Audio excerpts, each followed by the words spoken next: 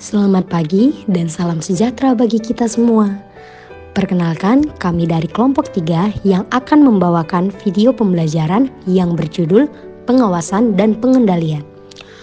Perkenalkan, nama saya Ruth Novianti selaku moderator dan teman-teman saya yang bernama Farhan Atarik Dalimunte, Naufal Detra Utoyo Tarigan, Naufal Helmi Wiratama, dan Lila Putri Zulfida. Konsep dasar fungsi pengawasan. Pengawasan adalah fungsi manajerial. Pengawasan melibatkan mengarahkan dan mengawasi pekerjaan bawahan yang biasa mencakup pangkat dan file karyawan, teknisi kerah biru, dan pekerja yang melaksanakan operasi mereka dalam suatu organisasi. Fungsi pengawasan dilakukan dengan maksud agar bawahan bekerja secara efektif dan efisien, sehingga tujuan organisasi dapat tercapai. Orang yang diserahi tugas pengawasan biasanya disebut supervisor. Istilah lain yang digunakan dalam menyebut istilah supervisor adalah section officer, foreman, overseer, superintendent. Posisinya dalam sebuah organisasi unik. Seorang supervisor bertanggung jawab atas kelompok kerja utama yang kecil. Dia adalah perwakilan lini depan manajemen. Dia memiliki kontak langsung dengan karyawan non-manajerial, yaitu pekerja. Dia berada di bawah hierarki manajerial. Dia secara langsung peduli dengan mengeluarkan perintah dan instruksi, menetapkan metode kerja. Dia juga bertanggung jawab untuk memulai tindakan. Fungsi pengawasan.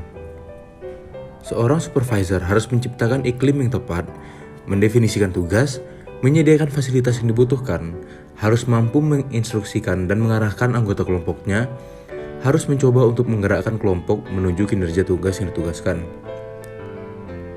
Dan berikutnya ada mengaktifkan saluran komunikasi dan mengevaluasi kerja. Tujuan dari fungsi pengawasan. Supervisor, sebagai manajer yang berhubungan langsung dengan operasi, memiliki berbagai fungsi untuk dilakukan.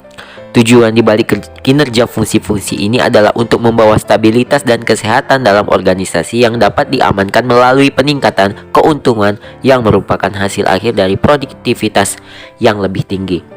Oleh karena itu, seorang supervisor harus peduli dengan melakukan fungsi-fungsi berikut. Fungsi-fungsi supervisor. Yang pertama, perencanaan dan pengorganisasian. Yang kedua, penyediaan kondisi kerja. Yang ketiga, kepemimpinan dan bimbingan. Yang keempat, motivasi. Yang kelima, controlling. Keenam, linking pin. Yang ketujuh, penanganan keluhan. Kedelapan, pelaporan. Kesembilan, memperkenalkan metode kerja baru. Dan yang kesepuluh, menegakkan disiplin. 5 langkah proses pengawasan. Yang pertama, menyediakan karyawan dengan alat yang mereka butuhkan untuk melakukan pekerjaan mereka. Yang kedua, menyediakan karyawan dengan pelatihan yang mereka butuhkan untuk melakukan pekerjaan mereka. Yang ketiga, membantu karyawan menetapkan tujuan untuk meningkatkan kinerja mereka. Yang keempat, menjadi sumber daya. Dan yang kelima, tahan staf yang bertanggung jawab. Gejala-gejala yang memerlukan pengawasan dan pengendalian. Yang pertama, terjadi penurunan pendapatan atau profit namun tidak begitu jelas faktor penyebabnya. Yang kedua, penurunan kualitas pelayanan. Yang ketiga, ketidakpuasan pegawai. Yang keempat, berkurangnya kas perusahaan, banyaknya pegawai atau pekerja yang menganggur. Dan yang kelima, tidak terorganisasinya setiap pekerjaan dengan baik, biaya yang melebihi anggaran, adanya penghamburan dan efisiensi. Fungsi pengawasan dalam praktik. Fungsi pengawasan ini terbagi menjadi 3 bagian. Yang pertama, memastikan bahwa petunjuk yang jelas dan faktor input yang ditetapkan telah tersedia. Yang kedua, memastikan bahwa segala proses dan perangkat penunjang berjalan sebagaimana mestinya. Yang ketiga, memastikan bahwa output yang dihasilkan sesuai dengan standar yang telah ditetapkan. Pengawasan internal dan eksternal. Internal pengawasan yang dilakukan secara mandiri oleh setiap pekerja terhadap tugas yang dibebankan kepadanya. Eksternal pengawasan yang dilakukan terhadap seseorang atau bagian oleh orang lain atau bagian di luar yang diawasi. Mempertahankan fungsi pengawasan. Selain untuk memastikan bahwa tujuan dari organisasi perusahaan dapat tercapai, fungsi pengawasan dan pengendalian juga perlu dilakukan agar efisien dalam pencapaian tujuan perusahaan juga tetap dapat diraih dan juga agar perusahaan senantiasa dapat menyesuaikan diri dengan berbagai perubahan yang dihadapi oleh perusahaan. Secara garis besar, Dassler mengemukakan bahwa terdapat dua pendekatan dalam mempertahankan fungsi pengawasan atau maintaining controlling function, terdiri dari sistem pengawasan tradisional dan sistem pengawasan yang berdasarkan komitmen. Studi kasus PT Formula 1 Internusa, sebuah perusahaan yang bergerak di bidang pembuatan obat nyamuk bakar, adalah perusahaan yang menerapkan sistem pengendalian manajemen di mana bisnis unitnya diperlakukan sebagai pusat pertanggungjawaban. Untuk menilai penerapan sistem pengendalian manajemen yang sudah dilaksanakan oleh PT Formula 1 Internusa, maka perlu dianalisa desain sistem pengendalian manajemen yang sudah ada dan memberi usulan dan pertakaian terhadap sistem pengendalian manajemen tersebut. Metode yang digunakan dalam penulisan ini adalah pengamatan langsung di lapangan, yaitu pada PT Formula 1 Internusa dengan cara antara lain wawancara dengan karyawan-karyawan, manajer menengah, hingga kepada top manajer perusahaan. Mempelajari laporan-laporan yang telah dibuat, job description, dan dokumen-dokumen yang penting berisikan kebijakan mengenai pengendalian manajemen. Dalam pengamatan langsung ini, diketahui bahwa falsafah, misi, tujuan, dan strategi perusahaan yang telah ditetapkan sudah sesuai dengan keadaan perusahaan saat ini.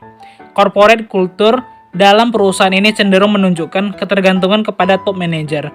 Pengamatan terhadap struktur dan proses pengendalian manajemen diperoleh bahwa organisasi perusahaan telah memperlakukan unit bisnisnya sebagai pusat pertanggungjawaban.